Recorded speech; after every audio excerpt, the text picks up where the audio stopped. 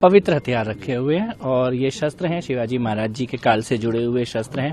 भारत की जो शस्त्र परंपरा है, खासतौर पर जो मराठा शस्त्र परंपरा है, शिवाजी महाराज के शिव काल की जो शस्त्र परंपरा है, उसकी एक बहुत ही अद्भुत प्रदर्शनी यहाँ पर लगाई गई है और सभी लोग आकर यहाँ पर देखें। आज से ये प्रदर्शनी शुरू हो रही है और मुझे लगता है कि भारत की जो ज्ञान परंपरा है, युद्ध कला है, उसका इतिहास बहुत ही विराट है, विशाल इतिहास है और उसके बारे में सबको जानकारी होनी चाहिए। इन्हीं शस्त्रों के दम पर मुगलों को और अंग्रेजों को पराजित करने का पराक्रम भारत के योद्धाओं ने किया था। उनकी एक प्रदर्शनी यहाँ पर लगाई गई है।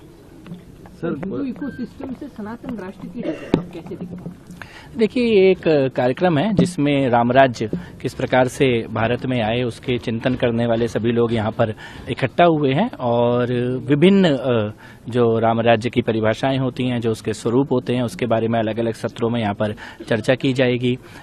और मेरे को ये लगता है कि इस प्रकार का चिंतन और मनन बहुत लंबे समय से इस देश में चलता आ रहा है, उसी को एक और अलग सोपान पर पहुँचाने का काम इस कार्यक्रम के माध्यम से किया गया है। प्रदर्शनी आप लगाने जा रहे हैं? देखिए, आपको मैं ये बताना चाहता हूँ कि ये दिल्ली के नाम पर ये जीरा बराबर योगदान मुगलों का था और खाली वही बताया जाता था। और मुगल लाल किले से बाहर भी निकलते थे तो मराठों से परमिशन लेके निकलते थे। वो लाल किले से एक कदम बाहर नहीं निकाल सकते थे मराठों की मर्जी के बगैर। तो वो भी एक असली इतिहास है। और जो अंग्रेजों को दिल्ली मिली, मुगलों से नहीं है, वो मराठों से लेनी पड़ी उनको दिल्ली।